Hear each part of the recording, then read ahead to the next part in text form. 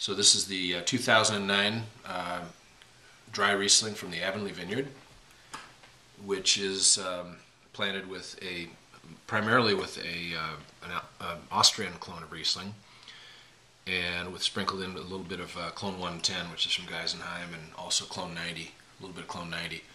But the primary clone is this Austrian clone, so it has a little less of that peachy, apricot sort of tone that some of the German wines have. I describe it as more hard pear, white grapefruit rind, lots of minerals. And after the wine breathes a little bit, there's actually a little whiff of something that reminds people of Hefeweizen. So it's got a savor to it. Mm-hmm. This fresh out of the bottle, and of course this was just bottled in January, so we don't even have the labels for it yet, but the wine is very ageable, as you know. This starts off lean and mean, and it develops wonderfully in the bottle with time. So I think this has really got good balance. It's 12.5% natural alcohol, and it was a cool year, so we got a little more malic acid than normal. So you'll pick up that nice tart Macintosh sort of apple-y tone to it. It has been sort of absent in some of the warmer vintages. I get an almost it's a balance of like steely and floral at the same time, which is a very nice counterpoint. It'll also develop just a little whiff of clementine, skin, a little bit of that bitter orange tone to it as it airs a bit, which I think that quality will actually get stronger as the wine ages.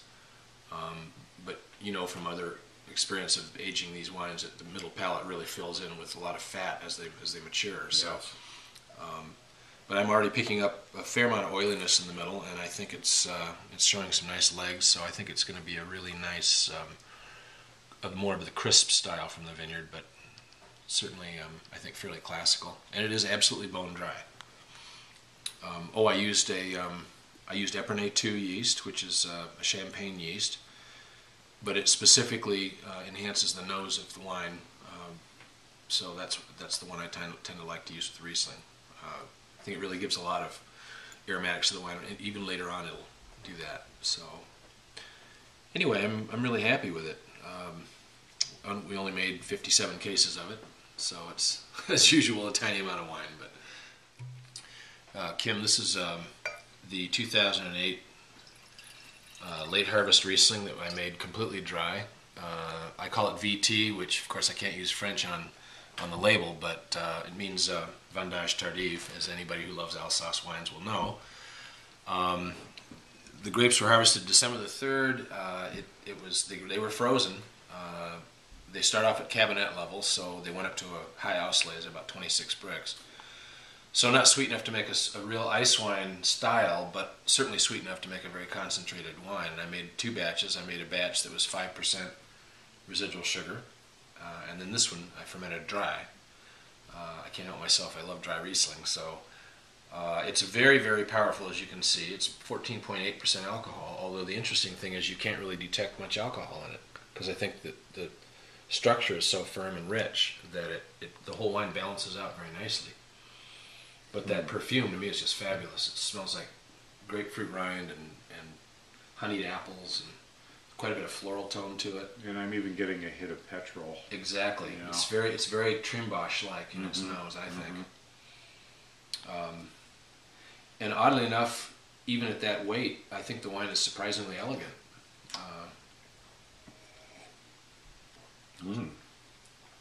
In fact, more than a little petrol. It's a nice component there. Yeah. So I think it's pretty classical. I mean, I don't think you'd guess that this wine was a Michigan Riesling. This is the 2006 Avonlea Vineyard Chardonnay. This was 24 months in French oak, barrel fermented, as usual. 25% was new, and because 06 was a very cool vintage, we had to hang the grapes extra long to get them ripe, and they're fairly high acid.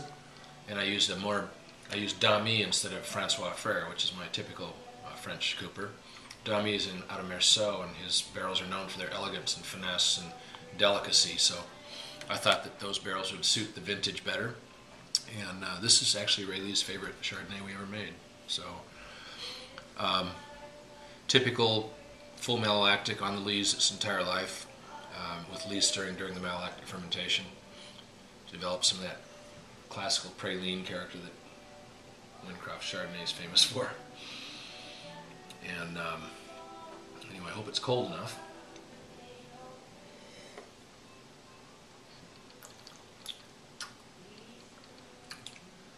I get something that reminds me of lemon meringue almost. Mm-hmm. It's a very nice temperature. You like it? I like it very much. This is 13% alcohol on the nose. Mm-hmm.